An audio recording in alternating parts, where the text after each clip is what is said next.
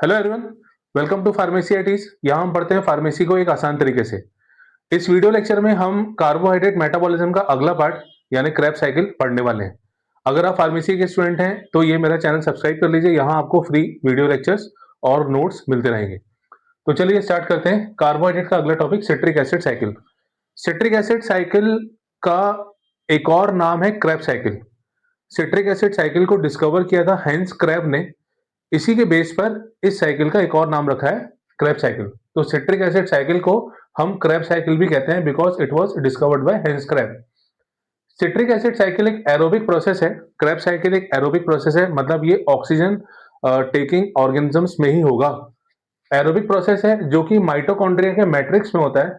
Eukaryotes के case में, eukaryote मतलब जिनमें वेल डेवलप्ड न्यूक्लियस होता है, और प्रोकैरियोट्स के केस में साइटोप्लाज्म में होता है। प्रोकैरियोट्स मतलब जिनमें वेल डेवलप्ड न्यूक्लियस नहीं होता। तो यूकैरियोट्स में माइटोकॉन्ड्रिया के मैट्रिक्स में और प्रोकैरियोट में साइटोप्लाज्म में होता है। यूकैरियोट्स में इसके जितने भी एंजाइम्स होते हैं वो माइटोकॉन्ड्रिया के मैट्रिक्स में होते हैं, सिर्फ एक एंजाइम को छोड़कर, जिसका नाम है सक्सिनिक डिहाइड्रोजिनेस। ये जो सक्सिनिक डिहाइड्रोजिनेस होता है ये माइटोकॉन्ड्रिया की अंदर वाली मेम्ब्रेन में होता है, ना कि मैट्रिक्स में। ये इलेक्ट्रॉन ट्रांसपोर्ट सिस्टम में भी पार्टिसिपेट करता है, वो मैं आने वाले वीडियो लेक्चर में आपके साथ डिस्कस करूंगा। तो ये इनर मेम्ब्रेन में होता है। इसके कई सारे जो इंटरमीडिएट्स होते हैं, कई सारे ऐसे कंपाउंड्स होते हैं जिनमें 3 कार्बोक्सिलिक ग्रुप होते हैं। जैसे ये हो गया, ये 3-3 कार्बोक्सिलिक ग्रुप वाले ऐसे कुछ और इंटरमीडिएट्स हैं। इसीलिए इस साइकिल को ट्राई कार्बोक्सिलिक एसिड साइकिल भी कहते हैं, शॉर्ट में टीसीए कहते हैं। तो सिट्रिक एसिड साइकिल का एक और नाम हो गया क्रेब साइकिल, एक और नाम हो गया try carboxylic acid cycle. Citric acid cycle इसलिए कहते हैं क्योंकि फर्स्ट स्टेबल प्रोडक्ट जो होता है साइकिल का वो सिट्रिक एसिड होता है। Therefore, it is also known as citric acid cycle. Scientist के नाम पर Krebs cycle, first stable product के नाम पर सिट्रिक एसिड साइकिल, और 3 कार्बोक्सिलिक एसिड ग्रुप के कारण ट्राई कार्बोक्सिलिक एसिड साइकिल। और ये एक एम्फीबॉलिक पाथवे है। एम्फीबॉलिक पाथवे का मतलब होता है बच्चों जिसमें एनाबॉलिज्म और कैटाबॉलिज्म दोनों चीजें हो रही हैं। तो यहाँ पे कई सारे प्रोडक्ट ऐसे हैं जो किसी न किसी दूसरे प्रोडक्ट के फॉर्मेशन के लिए रिस्पॉन्सिबल होते हैं। तो ये था क्रेब साइकिल का एक इंट्रोडक्शन। अब मैं आपको साइकिल वाला पार्ट डिटेल में एक्सप्लेन करने जा रहा हूँ। देखिए, साइकिल की शुरुआत होती है एसिटाइल कोएंजाइम ए से। एसिटाइल कोएंजाइम ए जो कि एक 2 कार्बन वाला कंपाउंड है, ये ग्लाइकोलिसिस के बाद एक लिंक रिएक्शन होती है, उसके दौरान ये बनता है।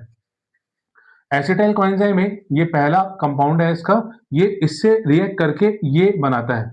मतलब ये 2 कार्बन वाला कंपाउंड ऑक्सैलो एसिटिक एसिड जिसके पास 4 कार्बन होते हैं, और ये पहला कंपाउंड बनाता है जिसके पास 6 कार्बन होते हैं। तो सिट्रेट मतलब सिट्रिक एसिड। तो पहला स्टेबल कंपाउंड सिट्रिक एसिड है और सिट्रेट है, इसीलिए इसको सिट्रिक एसिड साइकिल भी कहते हैं। और ये इसका पहला स्टेप होता है, ये इससे कंबाइन करके ये बनाता है। यहाँ पे एंजाइम लगता है सिट्रेट सिंथेस, और इस स्टेप में वाटर यहाँ पे अंदर जाता है, मतलब वाटर की प्रेजेंस में ये स्टेप यहाँ पे देखा जाता है। सिट्रेट के बाद बनता है सिस एकोनिटेट एंजाइम होता है एकोनिटेस। इस दौरान वाटर मॉलिक्यूल का फॉर्मेशन होता है, वो रिलीज हो जाता है साइकिल से। सिस एकोनिटेट के बाद आइसोसिट्रेट बनता है, ये भी एकोनिटेस की प्रेजेंस में ही होता है, और इस स्टेप में वाटर का यूज होता है, तो आइसोसिट्रेट का फॉर्मेशन यहाँ पे होता है। डिहाइड्रोजिनेस की प्रेजेंस में अल्फा कीटो ग्लूट्रेट बनता है। एक बात आप याद रखना बच्चों, जहां पे भी NADH और FADH2 आएगा मतलब वहां पे डिहाइड्रोजिनेस आएगा, और डिहाइड्रोजिनेस जब एंजाइम यूज होगा तो वो इस प्रोडक्ट का यूज करेगा, तो इसका नाम हो जाएगा आइसोसिट्रेट डिहाइड्रोजिनेस। जो ऊपर वाले प्रोडक्ट का वो यूज करेगा उस नाम से उसका पूरा नाम कहलाएगा, जैसे आइसोसिट्रेट डिहाइड्रोजिनेस को बोलेंगे, ऐसे यहाँ पे भी डिहाइड्रोजिनेस लग रहा है तो इसका नाम हो जाएगा अल्फा कीटो ग्लूट्रेट डिहाइड्रोजिनेस। अच्छा, यहाँ पे ये 6 कार्बन, यहाँ पे तो कोई कार्बन डाइऑक्साइड बाहर हुआ नहीं, तो ये भी 6 कार्बन वाला, यहाँ पे भी 6 कार्बन वाला। ठीक है, अब यहाँ पे CO2 भी बाहर हो रहा है, तो यहाँ पे CO2 के बाहर होने से एक नंबर कार्बन का और कम हो जाएगा, यानी अल्फा कीटो ग्लूट्रेट 5 कार्बन वाला हो जाएगा। फिर अगले स्टेप में NADH बन रहा है, CO2 भी बाहर जा रहा है, फिर यहाँ पे एक कार्बन कम हो जाएगा, तो इसके पास हो जाएंगे 4 कार्बन। इस अगले स्टेप में सक्सिनाइल कोएंजाइम ए में यहाँ पे GTP का फॉर्मेशन होता है। GTP is equivalent to ATP। एक NADH 3 ATP के बराबर, एक GTP 1 ATP के बराबर, और एक FADH2 2 ATP के बराबर। ये आपको इसकी वैल्यू याद रखनी है। एक NADH 3 ATP के बराबर, एक FADH2 2 ATP के बराबर, और एक GTP 1 ATP के बराबर। तो यहाँ पे इस दौरान ये सब बाहर निकलते हैं और सक्सिनेट का फॉर्मेशन होता है। अब इस पे काम करने वाला है सक्सिनिक डिहाइड्रोजनेज। डिहाइड्रोजनेज सक्सिनेट यहाँ पे इसको यूज करेगा, तो सक्सिनिक डिहाइड्रोजनेज और सक्सिनेट डिहाइड्रोजनेज FADH2 का फॉर्मेशन इस दौरान होगा। अब अगले स्टेप में जो फ्यूमरेट बना है उस पे फ्यूमरेज काम करेगा और मैलेट का फॉर्मेशन करेगा, और यहाँ पे वाटर मॉलिक्यूल का यूज होता है। लास्ट स्टेप में वापस ऑक्सैलो एसिटिक एसिड रीजनरेट हो जाता है, दोबारा बन जाता है, और यहाँ पे मैलेट डिहाइड्रोजनेज काम करता है। अब डिहाइड्रोजनेज है तो यहाँ पे NADH का यूज रिलीज भी हो रहा है। तो इस स्टेप में अगर हम पूरी क्रैब साइकिल देखें, इसके स्टेप्स देखें, तो NADH का फॉर्मेशन कितनी जगह हुआ, 1 2 और ये 3, तो 3 NADH का फॉर्मेशन हो रहा है एक साइकिल में। और एसिटाइल कोएंजाइम A जो बनता है वो एक्चुअली 2 मॉलिक्यूल बनते हैं। इसको आप ऐसे समझिए, ग्लाइकोलिसिस के बाद बना था पायरुविक एसिड। पायरुविक एसिड में 2 मॉलिक्यूल का फॉर्मेशन हुआ था। वो pyruvic acid acetyl coenzyme A का फॉर्मेशन करता है, और 2 एसिटाइल कोएंजाइम A उस 2 पायरुविक एसिड से बनते हैं। एक पायरुविक एसिड होगा तो एक acetyl coenzyme A, 2 pyruvic acid होंगे तो 2 एसिटाइल कोएंजाइम A। तो यहाँ पे हमने जो भी साइकिल देखी है वो एक एसिटाइल कोएंजाइम A के रिस्पेक्ट में देखी है। हम जब ATP कैलकुलेशन करेंगे तो उसको डबल कर देंगे।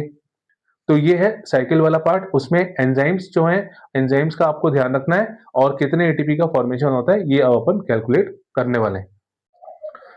क्रेब साइकिल के स्टेप्स को अगर हम थ्योरी में कन्वर्ट करें तो सबसे पहला स्टेप एसिटाइल कोएंजाइम A जो होता है वो ऑक्सैलो एसिटिक से कंबाइन करके सिट्रिक एसिड का फॉर्मेशन करता है। यहाँ पे कंडेंसेशन प्रोसेस होता है। कंडेंसेशन एक्चुअली होता है जिसमें एक छोटा वाटर मॉलिक्यूल रिलीज होता है, पर यहाँ पे जब वो रिलीज होता है तो वो साइकिल में वापस यूज जाता है। तो पहला कंडेंसेशन स्टेप होता है। दूसरा है सिट्रिक एसिड आइसोसिट्रेट बनाता है। यहाँ पे आइसोमेरिज्म प्रोसेस होता है और सिस एकोनिटेट का फॉर्मेशन होता है। अगले स्टेप में हमने पढ़ा था कि डिहाइड्रोजनेज की प्रेजेंस में आइसोसिट्रेट कन्वर्ट होता है अल्फा कीटोग्लूटरेट में, और यहाँ पे CO2 और NADH रिलीज होता है, इसीलिए ये 6 कार्बन से 5 कार्बन में कन्वर्ट हो जाता है। फिर यहाँ पे अल्फा कीटोग्लूटरेट सक्सेनल कोएंजाइम का फॉर्मेशन करता है, साथ साथ में NADH और CO2 भी बनाता है। सक्सेनल कोएंजाइम फिर उसके बाद सक्सिनेट बनाता है, और साथ साथ में एक GTP का फॉर्मेशन होता है। यहाँ पे एक GTP का फॉर्मेशन हो रहा है, मतलब ये जो है ये डायरेक्ट यहाँ पे ATP में कन्वर्ट हो जाएगा, और इस स्टेप को हम सबस्ट्रेट लेवल फॉस्फोराइलेशन कहते हैं। ये स्टेप सबस्ट्रेट लेवल फॉस्फोराइलेशन कहलाता है। फिर डिहाइड्रोजनेज की प्रेजेंस में सक्सिनेट जो होता है वो फ्यूमरेट बनाता है, और साथ साथ में FADH2 बनता है। तो फ्यूमरेट फिर बाद में मैलेट और साथ में NADH का फॉर्मेशन करता है। तो यहाँ पे जहां जहां पे NADH बनेगा वहां वहां पे 3 ATP, जहां FADH2 बनेगा वहां पे 2 ATP, और जहां पे एक GTP बनेगा वहां पे एक ATP का फॉर्मेशन होगा। एनर्जेटिक्स देखते हैं इसका। इस स्टेप में NADH बाहर आया, एक NADH बना है, यहाँ पे 3 ATP बनेंगे। एक NADH यहाँ पे बना, इसीलिए 3 ATP यहाँ पे बने। इस स्टेप में एक GTP बना जो कि एक ATP के बराबर है। इस स्टेप में एक FADH2 बना जो कि 2 ATP के बराबर है, और एक NADH बना जो कि 3 ATP के बराबर है। तो टोटल यहाँ पे फॉर्मेशन हो गया 3 3 6 7 2 9 और 3 12 ATP का। तो जो क्रैब साइकिल होती है जब वो एक बार चलेगी तो 12 ATP का फॉर्मेशन होगा। और मैंने आपको बताया था कि 2 एसिटाइल कोएंजाइम यहाँ पे पार्टिसिपेट करते हैं, तो for 2 molecules of acetyl coenzyme this number will get change to 24 ATP। तो यहाँ पे 24 ATP हो जाएगा। बायोलॉजिकल सिग्निफिकेंस, क्रैब साइकिल बहुत यूजफुल है हमारी बॉडी के लिए बच्चों। इसके रुकने से सेल की डेथ हो जाती है, क्योंकि एनर्जी वहां पे प्रोड्यूस नहीं होगी, और सेल को फिर एनर्जी नहीं मिलने के कारण वो धीरे धीरे एक्टिविटी उसकी स्लो होगी और उसकी डेथ हो जाएगी। ये एनर्जी प्रोड्यूस करने का एक मैकेनिज्म है जिसमें प्रोटीन, फैट और कार्बोहाइड्रेट तीनों ही एनर्जी प्रोड्यूस करते हैं क्रैब साइकिल में एंटर करने के बाद। एम्फीबॉलिक पाथवे, जैसे मैंने अभी बताया, एम्फीबॉलिक पाथवे मतलब जिसमें एनाबॉलिज्म और कैटाबॉलिज्म दोनों होता है। तो ये कुछ सब्सटेंस ऐसे होते हैं जहां पे नॉन एसेंशियल अमीनो एसिड का फॉर्मेशन होता है, कुछ एसेंशियल अमीनो एसिड के फॉर्मेशन के लिए भी जरूरी होते हैं। तो दोनों तरह की एक्टिविटीज में देखी जाती है। ये एनर्जी नीड्स को पूरा करता है, रेगुलेट करता है, जहां पे कम होती है ज्यादा कर देता है, ज्यादा होती है कम कर देता है। और ये सेंट्रल मेटाबॉलिक हब है।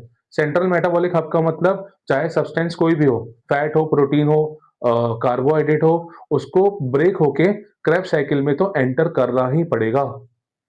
तो ये हमने कंप्लीट किया क्रैब साइकिल के बारे में। ये वीडियो आपको कैसा लगा मुझे जरूर कमेंट करके बताएं, क्योंकि आपके कमेंट ही मेरा मोटिवेशन है। और जिन्होंने चैनल सब्सक्राइब नहीं किया है प्लीज सब्सक्राइब कर लीजिए। यहाँ आपको फार्मेसी इजी तरीके से समझाई जाएगी।